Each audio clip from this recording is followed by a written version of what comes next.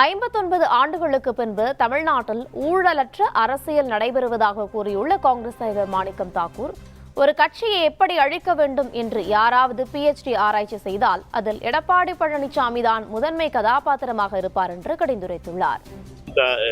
59 வருடங்களுக்கு அப்புறம் ஊழல் இல்லாத ஒரு அரசு இருக்கணும் அப்படிங்கிறது ஒரு முழக்கமாயிருக்கு. இது வரைக்கும் முழக்கம் இல்லை. அதுக்கப்புறம் நான் சொன்னல 2, 3, 4 ஒரு நம்பர் சொன்ன 40 வரைக்கும் இருந்தேன்.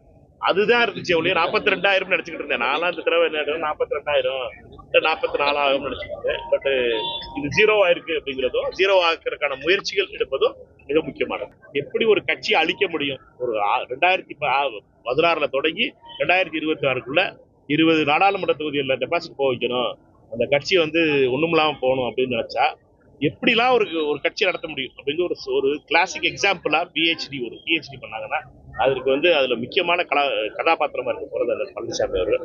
அதனால அவருடைய தத்துவங்கள் அவரே வச்சுக்கிட்டோம். முதல்ல அந்த கட்சியை காப்பாற்ற வேலையை பார்க்கணும்.